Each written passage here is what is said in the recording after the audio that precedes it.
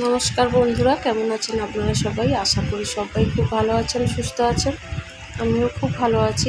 আজ অনেক দিন পরে ব্লগ ভিডিও দিচ্ছি, তার কারণ আমার ফোনটা নষ্ট হয়ে গেছিলো, সে কারণে ব্লগ ভিডিও দিতে পারছিলাম না, ভিডিও শ্যুট করতেও পারছিলাম না। তো এই জন্য ওর বাবা ওর বাবার ফোনটা আমাকে দিয়ে দিয়েছে, দিয়ে আমার ফোনটাও নিয়ে নিয়েছে। তো এই ব্লগ ভিডিওটা হচ্ছে মেয়ের জন্মদিনের ব্লগ ভিডিও। তো সবাই ওকে অনেক অনেক আশীর্বাদ করবেন, আর এটা সবাই বলবেন যেন ও যেন অনেক বড় হয়, সব ভালো মনের মানুষ হয়, এইটুখানি। তো আমার গলাটা একটু ভেঙে গেছে, তার কারণ হচ্ছে যে প্রচণ্ড পরিমাণে ঠান্ডা লেগে গেছে, সর্দি কাশি জ্বর আমার মেয়ের দুজনেরই। তো যাই হোক, শুরু করা যাক। মেয়ে সকালবেলা যেমন স্কুলে যায়, রোজে স্কুলে গেছে, স্কুলে গিয়ে ওর বার্থডে সেলিব্রেট হয়েছে। ওখানে সমস্ত ম্যাডামরা ওর জন্য ওকে একটা গিফট দিয়েছে, আর আমাদের বাড়ি থেকেও কিছু গিফট পাঠাতে হয়েছিল বাচ্চাদের জন্য, গিফট, কেকস, চকলেট পাঠাতে হয়েছিল। তো সবাইকে দিল, দেখলেন প্রথমে। আর সকালবেলা এখন বাজে প্রায় 5টা মতন বাজে, 5টা না, অ্যাকচুয়াল ভয়েসটা আমি পরে দিচ্ছি, তখন 5টা হবে, সকাল 5টার দিকে হবে। মিষ্টি ভাজছি। তো অ্যাকচুয়াল এখানে গোলাপ জামুন বানাচ্ছি, প্রায় 150 মতন গোলাপ জামুন বানিয়েছি আমি বাড়িতে। কারণ এখানে গোলাপ জামুনগুলো না সাইজে ছোটো আছে, যেগুলো একটু বড়ো সাইজের হয় সেগুলো অনেকটাই দাম পড়ে যায়। তো সে কারণেই আমি বাড়িতেই বেশিরভাগ মিষ্টি আমি বাড়িতেই বানিয়ে ফেলি। রসগোল্লা, সন্দেশ বা এই গোলাপ জামুন এরকম বাড়িতেই বানিয়ে ফেলি।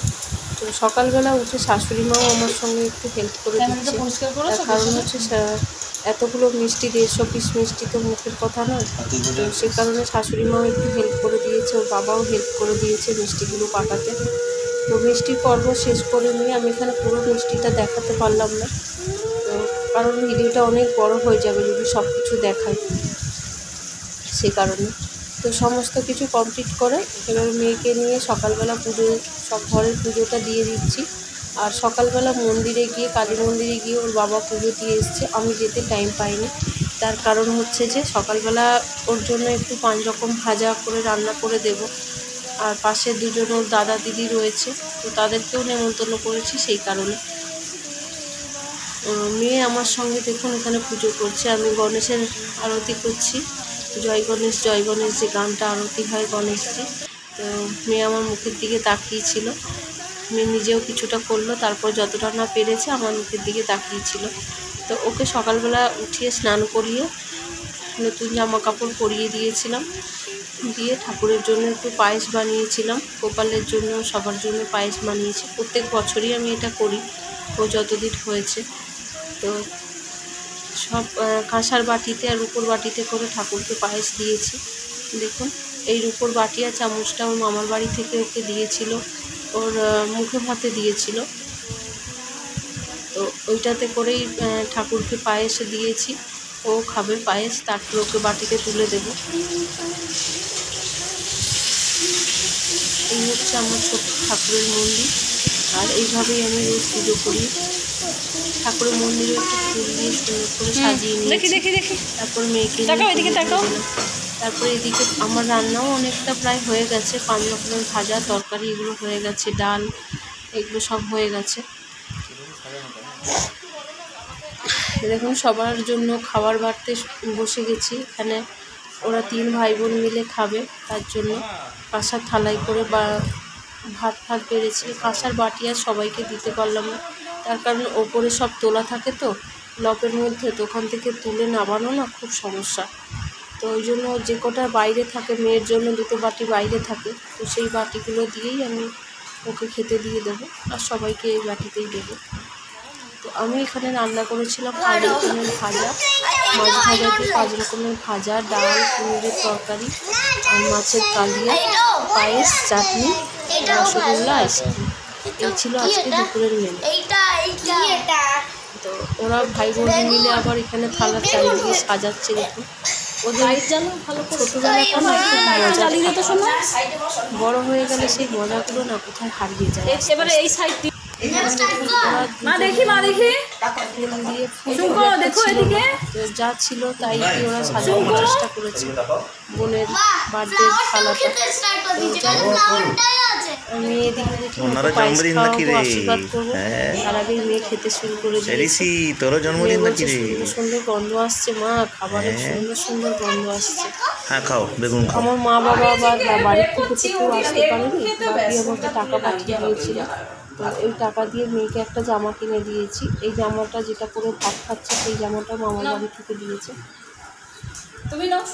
এখানে মেয়েকে আশীর্বাদ পর্ব শেষ করলাম, এবার ওর বাবা আশীর্বাদ করছে।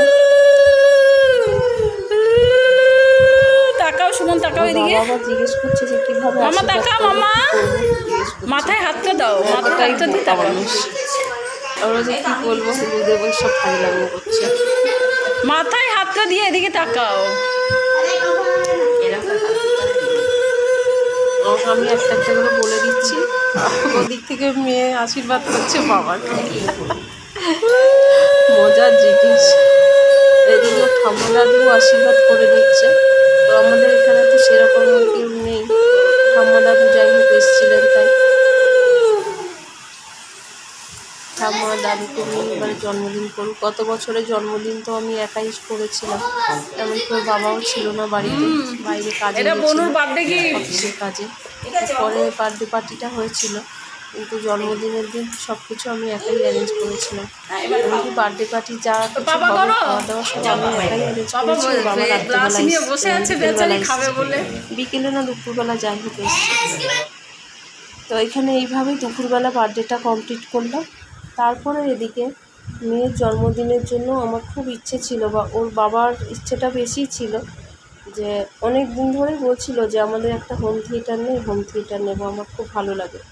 তো টিভির সঙ্গে বাজবে, কোনো একটা মুভি দেবে টিভিতে গ্রুপ গ্রুপ করে বাজবে সিনেমা হলের মতন, সেটা ওর বাবার খুব শখ ছিল। তো সে কারণে আমি বললাম যে ঠিক আছে মেয়ের জন্মদিনেই তাহলে বার্থডে গিফট হিসাবে ওটাই নেওয়া হোক। ও তো এখন ছোটো, সেভাবে তো কিছু বোঝে না যে ওকে সেরকমভাবে কিছু গিফট দেওয়া হবে। তো সেই জন্য আমরা ওর বার্থডে গিফট হিসাবে এইটাই চয়েস করেছিলাম, হোম থিয়েটার চয়েস করেছিলাম। তো কয়েকদিন আগে গিয়েই আমরা দুদিন আগে গিয়ে দোকানে সব কিছু ঠিক করে এসেছি, আর আজকেই ওর এটা ডেলিভারি দিয়েছে, দুপুরবেলাতেই ডেলিভারি দিয়েছে। দেওয়ার পরেই তো মেয়ের খুব আনন্দ, গান বাজবে বার্থডেতে। আর মেয়ের থেকে মেয়ের বাবা বেশি খুশি হয়েছে, কারণ ওর একটা অনেক দিনের ইচ্ছে পূর্ণ হলো। সেই জন্য ছেলেরা না চট করে নিজের ইচ্ছেগুলোকে প্রকাশ করে না। আমরা মেয়েরা যতটা সহজে সব কিছু বলে ফেলতে পারি, ছেলেরা অত সহজে সব কিছু বলে ফেলতে পারে না। তো সে কারণেই আরও সমস্যা হয়, বা ওদের মনের কথাটা বুঝে নেওয়া বা জেনে নেওয়া আমাদেরও দায়িত্বের মধ্যে পড়ে। তো সেভাবে কিছু কোনোদিন বলতো না যে হ্যাঁ নেবো, হ্যাঁ না তা নেই, সব কিছু বলতো না। তবুও ইচ্ছেটাকেও মানে প্রকাশ করতো না। তো সেই জন্য আমি ওর ইচ্ছেটা বুঝে নিয়ে বললাম যে ঠিক আছে চলো, তোমার অনেক দিনের মনের ইচ্ছা পূর্ণ হোক। তো যাই হোক, আমার ইচ্ছে ছিল যে খুব গরম এসছে, যে এসি নেওয়ার দিকেই বেশি ইচ্ছেটা ছিল। যাই হোক, কিছু তো একটা হলো, সেটাতেই খুশি। সবাই যেটাতে খুশি সেটাতেই খুশি হওয়া ভালো, সব থেকে বেশি ভালো, তাতে সবাই আনন্দে থাকা যায়। এরকমই একটা ছোট দিয়েছে আর একটা বড়। আমরা সেরকম হিজিবিজি কিছু নিইনি, কারণ অনেক রকমের ছিল, অনেক টাইপেরই ছিল। তো আমরা সেরকমভাবে হিজিবিজি কিছু নিইনি, কারণ এগুলোকে মেনটেন করারও ব্যাপার থাকে। ওর বাবা যদি এদিক ওদিক বেরিয়ে যায় অফিসের কাজে, তো তখন আমাদের এগুলো সমস্যা হয়ে যায়। এই দেখুন লুকটা পুরো। তো যাই হোক, এবারে চলে আসলাম সন্ধ্যাবেলার পার্টিতে। বাচ্চারা সন্ধ্যাবেলা হোম থিয়েটার চালিয়ে দিয়েছে। সন্ধ্যাবেলা 8টা-9টার সময় সবাই এসে উপস্থিত হয়েছে। বাচ্চাদের নিয়েই বেশি আনন্দ হয় আমাদের সোসাইটিতে। মানে আমরা যে বিল্ডিংটাতে থাকি, আমাদের এখানে মোট 13টা বিল্ডিং রয়েছে। 13 থেকে 15টা বিল্ডিং আমাদের এখানে টোটাল রয়েছে। তো সেই 13টা বিল্ডিংয়ের মধ্যে আমাদের টাওয়ারটা হচ্ছে সবথেকে জমজমাট। তার কারণ হচ্ছে যে আমাদের টাওয়ারে বাচ্চাদের, প্রত্যেকটা বাচ্চাদের জন্মদিনে সব বাচ্চাদের বাড়িতে গিয়ে নেমন্তন্ন করে আসা হয়, আর সব বাচ্চারা যায়, বেশ ভালো আনন্দও করে। এমনকি আমার মেয়েও তো খুবই যায়, মানে মাসের মধ্যে তো একটা লেগেই থাকে প্রায়। কারণ এক একটা টাওয়ারে 5টা করে ফ্লোর রয়েছে, 4টে করে ফ্ল্যাট আছে, তাহলে হিসেব করো 5 × 4 = 20টা ফ্ল্যাট, তাহলে 20টা ফ্যামিলিতে তো ভাবো, মানে 12 মাসে লেগেই থাকে প্রায়। কোনো মাসে 2বার 3বার করেও জন্মদিনও লেগে যায়। তো যাই হোক, গিফট দেওয়াটা বড় কথা না, আর গিফট দেওয়াটাও না খুব সিম্পল ব্যাপার। তার কারণ হচ্ছে যে যেমন পারে, কেউ 50 টাকা 100 টাকা, কেউ একটা পেন দিচ্ছে, কেউ এমনিই বাচ্চারা চলে আসে, তো সেটা বড় কথা না, বাচ্চাদের আনন্দটাই বড় কথা। তো এইভাবে সবাই আনন্দ করে, খাওয়া দাওয়া করে, আর খাওয়া দাওয়াটাও একদম বিশাল হ্যাবক কিছু হয় না, যার যেমন সামর্থ্য অনুযায়ী সবাই খাওয়া দাওয়াটা হয়। তো নাচা গানা সব হয়ে গেল, তারপর অনেক রাত হয়ে যাচ্ছে, ওই জন্য বললাম যে চলো কেকটা কেটে নেওয়া যাক, কারণ গুজরাটি বাচ্চারা বেশি রাত অবধি জেগে থাকে না। তো ওই জন্য বললাম যে চলো খাওয়া দাওয়া শুরু করা যাক, কেক কাটা শুরু করা যাক, নাহলে ওদের মারা আবার ডেকে নেবে, তখন ওরা আনন্দ করতে পারবে না। সেই কারণে সোসাইটির সমস্ত বাচ্চা আর ওর অফিস কলিগদের ফ্যামিলিদের বলা হয়েছিল এইটুখানি। আর আমার হাজব্যান্ডের এক ছোটোবেলাকার বন্ধু এইখানে আঙ্কেলেশ্বরে থাকে, তো ওনাদের বলা হয়েছিল। এই ছোট্ট ফ্যামিলি নিয়েই মেয়ের বার্থডেটা হয় প্রত্যেকবারই, তো প্রত্যেকবারে সবাইকে বলা হয়ে ওঠে না, তো এবারে সম্ভব হয়েছে তাই বলেছি। একার হাতে সমস্ত কিছু ম্যানেজ করাটাও একটা ব্যাপার হয়ে দাঁড়ায়, তো পেরে ওঠা যায় না ছোট মেয়ে নিয়ে, সেই কারণে। তো এই হলো আমাদের ছোট্ট করে একটু বার্থডে আয়োজন। বাচ্চারা সবাই খাবে, আনন্দ করবে, গান করবে, এটাই হচ্ছে সবথেকে বড় আনন্দ। এখানে দেখুন জামালপুর দোকানের নাচ, যে যেমন যত জলের গ্লাস ছিল সব নিয়ে একদম নাচতে শুরু করে দিয়েছে, মেয়েও শুরু করেছে তার মধ্যে। আমি গ্লাসটা ধরিয়ে দিচ্ছিলাম, তাতে হচ্ছিল না, ও নিজেই গ্লাসটা ধরবে।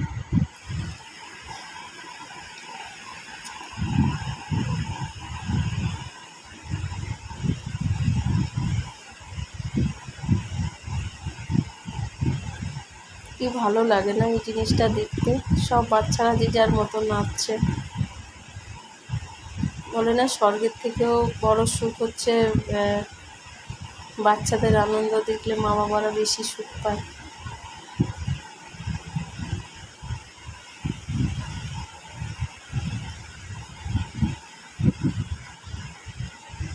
জানি না ভিডিও কে করেছিল, তো আমি তো একটাও ভিডিও করতে পারিনি, আর আমার ফোনে একটাও ভিডিও ছিলও না। ওর বাবার বন্ধুকে ওর বাবা বলেছিল, তো উনি কিছুটা ভিডিও করেছে, ওর অফিস কলিগের কেউ ভিডিও করেছে, এরকমভাবে ভিডিওগুলো পেয়েছি হাতে লাস্টে। তো তারপরে ভিডিওগুলো এডিট করলাম, এডিট করে ছাড়ছি এখন।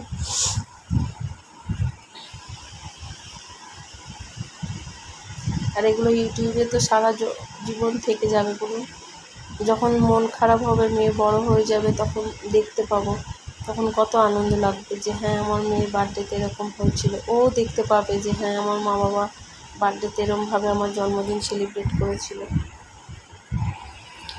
তো চলুন, এইবারে খাওয়া দাওয়া বসে গেছে, সবাইকে খাওয়া দাওয়া। আর খাওয়া দাওয়ার মধ্যে সেরকম কিছু করিনি, লুচি, চানা মশলা, মিষ্টি, কেক, চকলেট, এই চিপস, আলুর চিপস, এই ছিল খাওয়া দাওয়াতে। তাহলে চলুন আজকে ব্লগটা দেখতে থাকুন, আর কেমন লাগলো অবশ্যই সবাই কমেন্টে জানাবেন। আমার মেয়েকে অনেক অনেক আশীর্বাদ করবেন।